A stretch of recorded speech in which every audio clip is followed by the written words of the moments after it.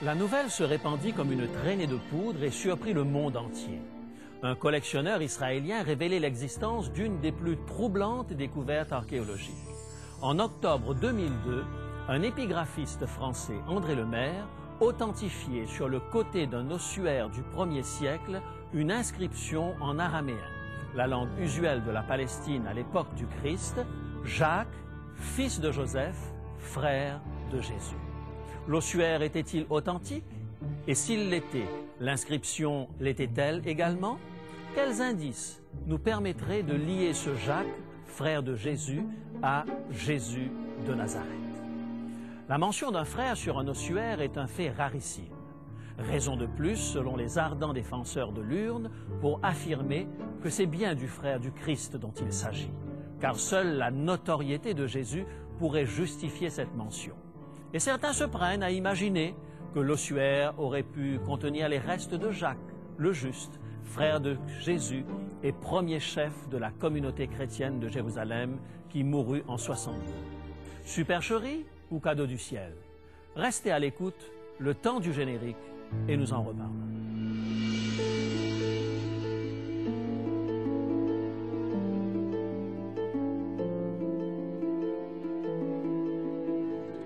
Vous êtes à l'écoute de l'émission « Il est écrit ». Je suis José Élysée et je vous propose la solution à vos problèmes les plus profonds, le Christ vivant.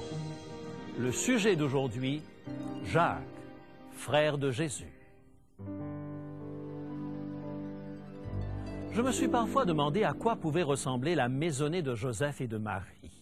Imaginez que Jésus, le Messie tant attendu, soit littéralement votre frère. Pendant une trentaine d'années, vous avez pris vos repas à la même table, vous avez travaillé dans le même atelier toute la semaine, et le sabbat, vous êtes allés ensemble à la synagogue. Le soir, au coin du feu, vous avez entendu Marie raconter pour la énième fois l'histoire du jour où l'ange Gabriel lui est apparu pour lui annoncer qu'elle serait la mère du Fils de Dieu. Et c'est de votre frère dont il s'agit.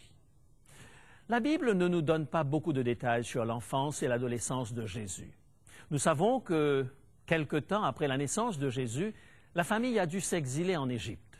Nous savons qu'à l'âge de 12 ans, Jésus s'est rendu à Jérusalem à l'occasion de la Pâque. À part ces rares allusions, les 4 évangélistes sont restés très silencieux sur la vie de Jésus. La tradition et les textes apocryphes nous ont fourni un grand nombre d'anecdotes sur les années obscures de la vie de Jésus. Mais les évangiles, seule source fiable, ne parlent que des 3 années et demie de ministère public. Pourtant, le privilège extraordinaire de grandir sous le même toit que le Fils de Dieu a été partagé par quelques-uns.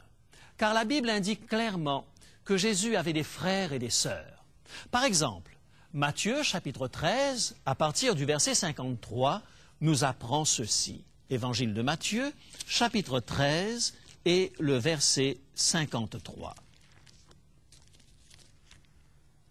Lorsque Jésus eut achevé ses paraboles, il partit de là.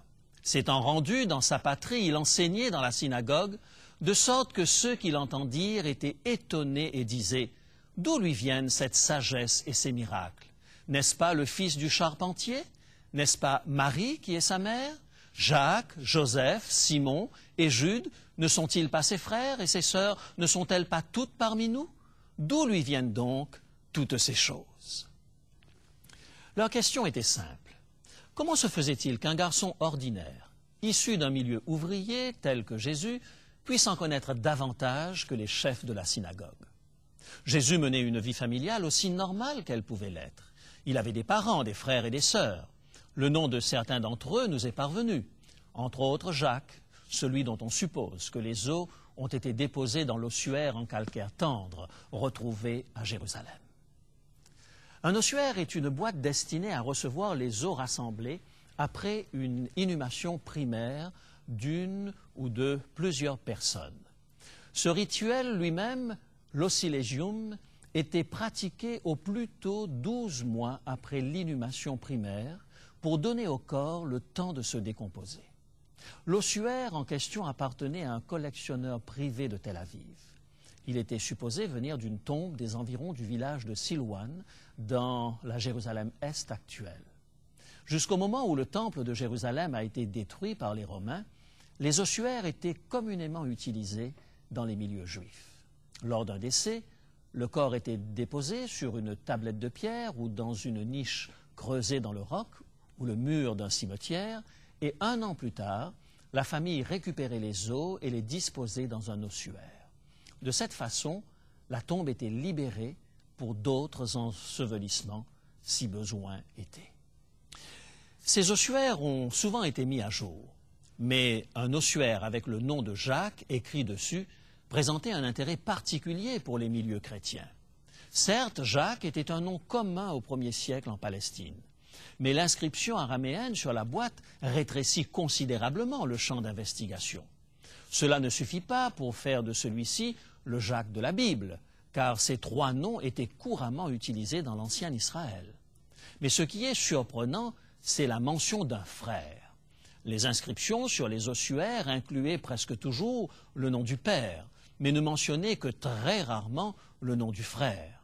À ce jour, nous n'avons qu'un seul autre exemple d'ossuaire incluant le nom d'un frère. Ceci laisserait supposer que le Jésus mentionné dans ce cas aurait été un important personnage dans la Jérusalem du 1er siècle. Quels indices nous permettraient de croire que l'inscription désigne Jésus de Nazareth? Précisément. Combien d'habitants de Jérusalem pouvaient s'appeler Jacques, avoir un Joseph pour père et un Jésus pour frère? Les statistiques permettent d'estimer ce nombre à une vingtaine. La référence à son frère Jésus pourrait alors s'expliquer par le fait que ses disciples ne pouvaient passer sous silence la relation de parenté qui liait Jésus de Nazareth à Jacques le défunt. De là à évaluer l'ossuaire à la modique somme de 2 millions de dollars américains, il n'y a qu'un pas allègrement franchi à l'automne 2002. Pourtant, quelques jours après la découverte de l'ossuaire, des experts ont mis en doute son authenticité, car il provenait d'un marché d'antiquités et non d'une fouille archéologique. La seule chose sur laquelle les spécialistes semblaient vouloir s'accorder était l'âge de la boîte, parce que les ossuaires n'ont plus été utilisés à Jérusalem après l'an 70 de notre ère. Même si l'authenticité de l'ossuaire est contestée, celui-ci a ranimé le débat à propos des liens de parenté unissant Jacques à Jésus.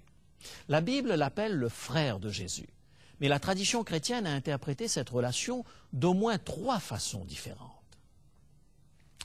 La première enseigne que les frères et sœurs de Jésus seraient plutôt les enfants du frère de Joseph, Clopas, et de son épouse, qui s'appelait également Marie. En d'autres mots, ils étaient des cousins. Le problème avec cette interprétation, c'est que le texte de Matthieu semble placer Jésus dans le même foyer que ceux qui sont appelés ses frères et ses sœurs. Rappelez-vous l'interrogation des auditeurs de Jésus au chapitre 13 de Matthieu. N'est-ce pas ce Jésus qui a grandi avec Joseph et Marie, et Jacques et Jude, Simon et Judas, et ses sœurs?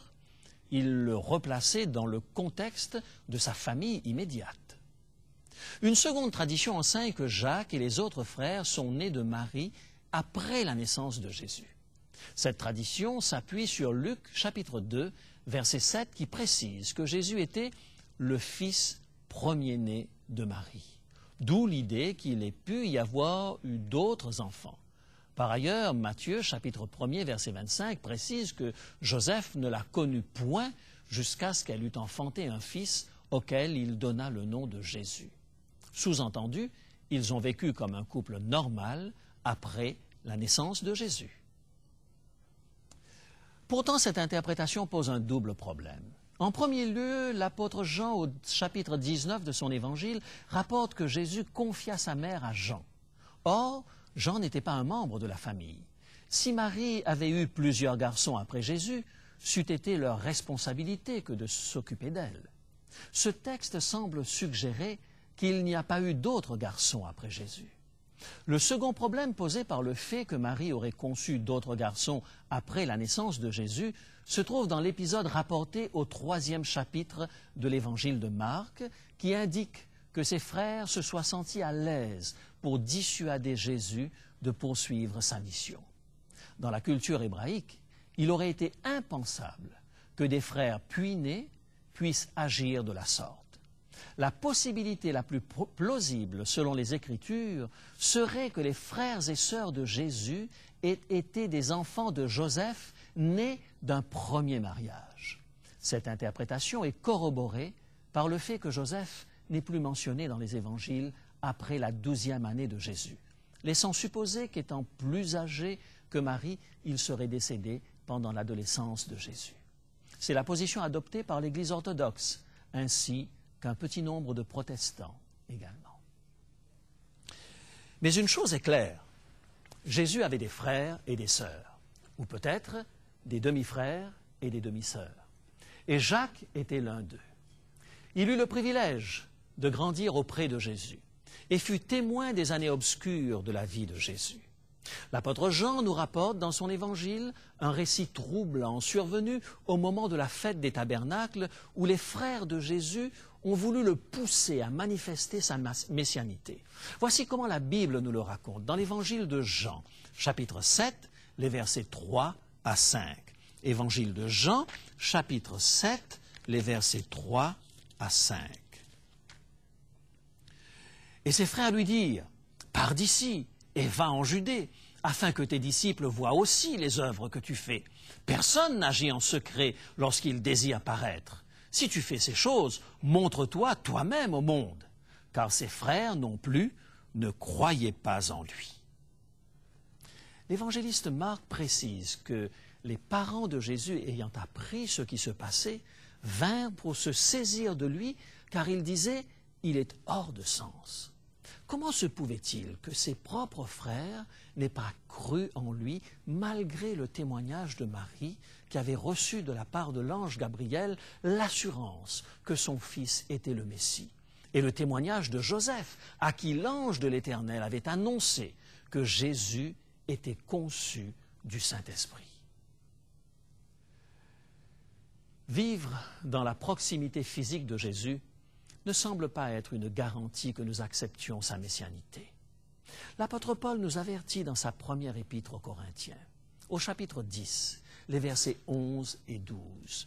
1 Corinthiens, chapitre 10, les versets 11 et 12. Ces choses leur sont arrivées pour nous servir d'exemple, et elles ont été écrites pour notre instruction, à nous qui sommes parvenus à la fin des siècles. Ainsi donc, que celui qui croit être debout prenne garde de tomber. L'avertissement est on ne peut plus clair. Ce n'est pas parce que vos parents sont croyants qu'une place vous est automatiquement assurée dans le ciel.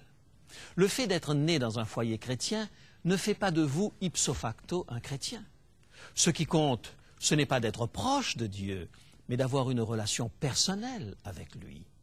Jacques, le frère de Jésus, élevé dans le même foyer que Jésus, par les mêmes parents, aura du mal à accepter la messianité de Jésus. Les coutumes de l'époque n'ont certainement pas rendu la tâche facile à Jacques. Pas facile de reconnaître en son petit frère son Sauveur et son Seigneur. D'où les railleries et la tentation de le croire hors de sens.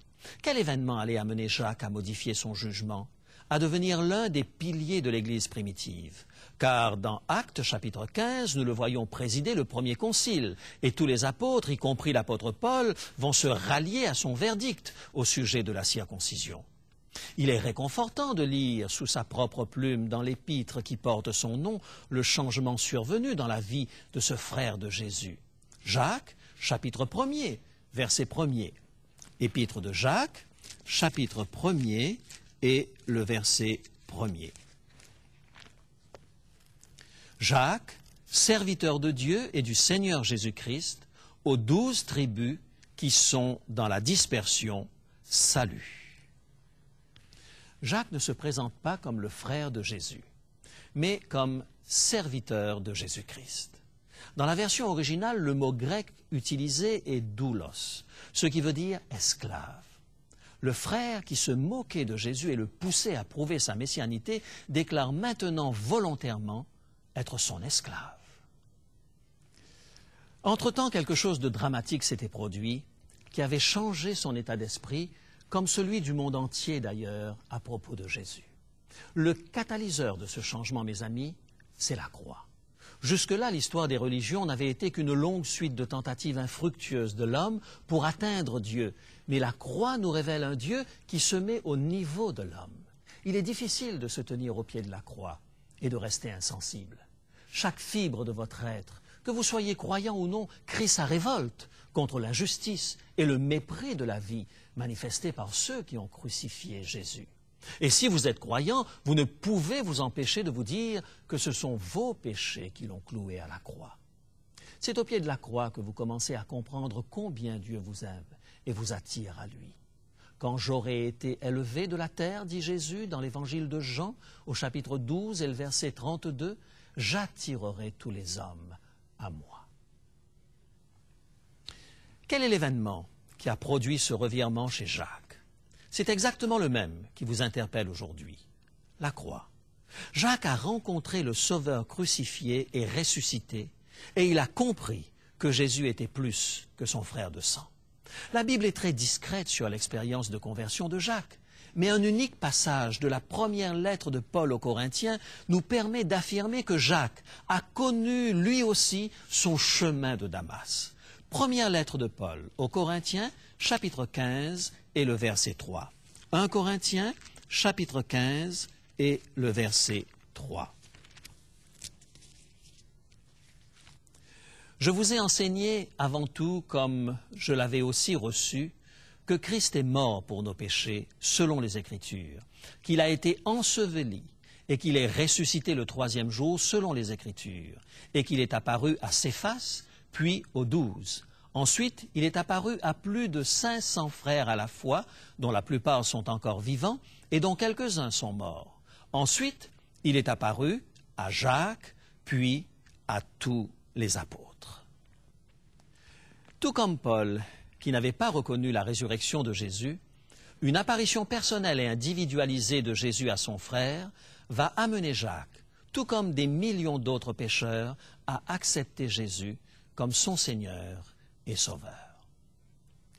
L'histoire biblique ne nous dit pas plus sur la vie de Jacques, bien que les récits de la vie et de la mort de Jacques ne manquent pas dans les écrits des premiers siècles.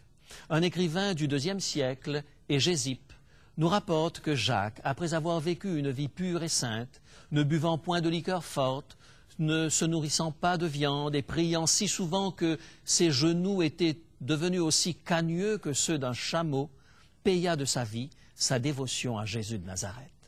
Flavius Joseph, l'historien du 1er siècle, raconte qu'un grand prêtre, Anania, accusa Jacques et les chrétiens de Jérusalem d'avoir enfreint la loi, et Jacques mourut lapidé.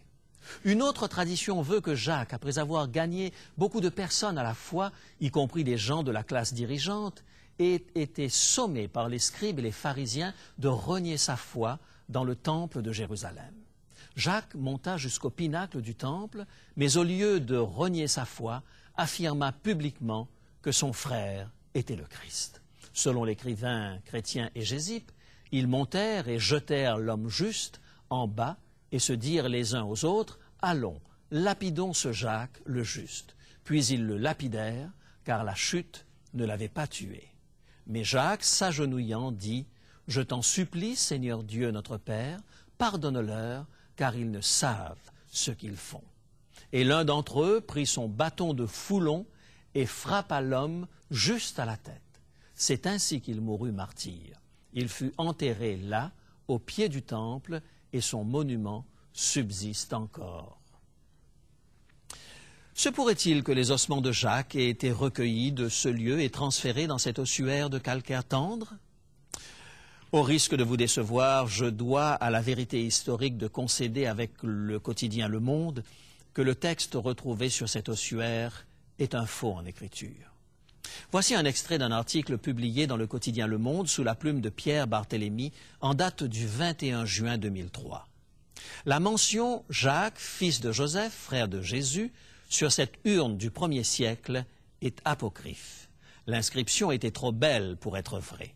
Découvert à Jérusalem en 2002 sur un ossuaire du 1er siècle, les mots « Jacques, fils de Joseph, frère de Jésus » sont apocryphes, a révélé mercredi 18 juin Shuka Dorfman, le directeur du département des Antiquités israéliens. Ce texte, très court, gravé en araméen et qui avait mis en émoi les chrétiens et une partie de la communauté archéologique, n'aurait été ajouté que récemment. Êtes-vous déçu? Votre foi repose-t-elle uniquement sur des preuves tangibles? Avez-vous besoin du sensationnel pour affermir votre foi en Christ? De la même manière que les anges disaient aux femmes venues embaumer le corps de Jésus qu'il ne fallait pas le chercher parmi les morts, de la même manière je vous invite à ne pas attacher une importance démesurée à un ossuaire, fût-il considéré comme étant celui de Jacques, le frère de Jésus. La preuve de l'existence et de la puissance transformatrice de Jésus ne se trouve pas dans un ossuaire, ni dans un suaire, mais dans la Bible, la parole de Dieu, sûre et intangible, dans la vie de millions de personnes qui l'ont rencontré et qui ont été profondément changées à la croix.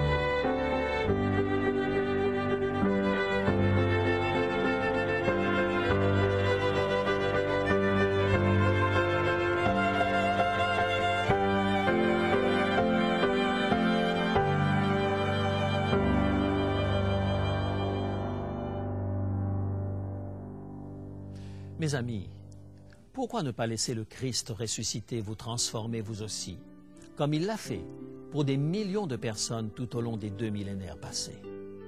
Voulez-vous que nous prions ensemble dans ce sens? Père Céleste, nous sommes émerveillés par la puissance de la croix. Nous désirons nous aussi être transformés par toi, comme Jacques, ce frère non-croyant et moqueur, en fidèle serviteur de Dieu. Nous avons le désir ardent de voir et de connaître Jésus comme Jacques l'a vu et l'a connu après sa résurrection. Prends notre vie et transforme-la. Nous t'en prions au nom de Jésus. Amen.